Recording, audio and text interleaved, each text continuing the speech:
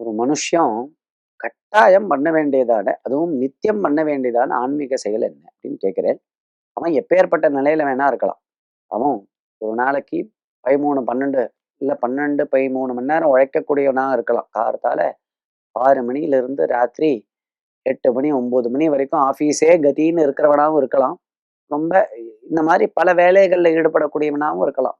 இல்ல கொஞ்சம் சொஃபஸ்டிகேட்டடா தானே சுயம் பிசினஸ் நடத்திண்டு அவனுடைய இஷ்டப்படி அவன் ஆபீஸ் வேலைகளை அமைத்து கொள்ளக்கூடிய ஒரு சூழ்நிலையில இருக்கிறவனாகவும் இருக்கலாம். எப்பேற்பட்ட மனுஷனா இருந்தாலும் கட்டாயம் அவன் பண்ண வேண்டியது எது அப்படின்னா, அவன் கார்த்தால அவன் எழுந்து அவன் பகவானை நினைச்சு ஒரு நமஸ்காரம் கட்டாயம் பண்ணணும். அவன் வேலையை ஆரம்பிக்கிறதுக்கு முன்னாடி பகவான் நமஸ்காரம் பண்ணாம இருக்கக்கூடாது. சுவாமி கிட்ட விளக்கேத்தனம். பெண்மணிகள் இருந்தா பெண்மணிகள் ஏத்தணும், இல்ல அவனே ஏத்தலாம்.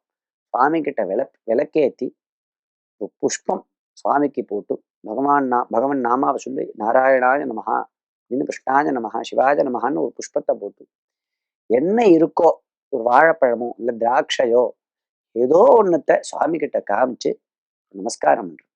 தெரிஞ்ச ஒரு 2 ஸ்லோகத்தை சொல்றது. அதுவும் தெரியலையா பகவன் நாமாவை சொல்றது. சொல்லிட்டு ஒரு க்ஷணம் பிரார்த்தனை பண்ணிட்டு ஆத்துல இருக்கக்கூடிய பெரியவர்கள், பாட்டி தாத்தா இல்லைன்னா அப்பா அம்மா, உயிரோட இல்லைன்னா அவ படங்கள், அவளுக்கு நமஸ்காரம் பண்ணணும். கட்டாயம் பண்ணணும். பண்ணிட்டு அவன் தன்னுடைய செயல்களை தொடங்க ஆரம்பிக்கலாம். இந்த செயல் இது கூட பண்ண மாட்டேன், என்னால முடியல அப்படின்னு சொன்னா அதை பகவான் ஏத்துக்கவே மாட்டான். அதே மாதிரி சாப்பிட்றச்ச நாம் ஏதோ ஒரு வஸ்து சாப்பிட போறோம், காஃபி குடிக்க போறோம், இல்ல மத்தியானம் லஞ்சு சாப்பிட போறோம், பிரேக்ஃபாஸ்ட் இப்பாரி சாப்பிட்றச்ச ஒரு க்ஷணம் சாப்பிட்றதுக்கு முன்னாடி பகவானை நினைக்கணும்.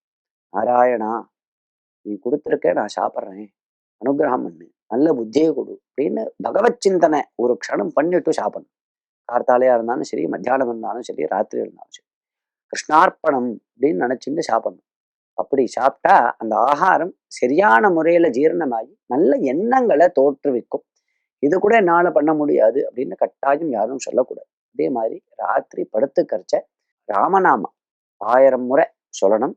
அதுவும் முடியலன்னா கட்டாயம் ஒரு 100 முறையாவது சொல்றதுக்கு 1 நிமிஷத்துல இருந்து 2 நிமிஷம் கூட ஆகாது. அப்படி சொல்லிட்டு தான் படுத்துக்கணும்.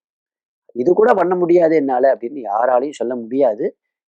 இந்த ஆன்மீக செயல்களை அத்தனை மனிதர்களும் கட்டாயம் தங்களுடைய வாழ்க்கையில ஒவ்வொரு நாளும் பண்ணியே ஆக வேண்டும்.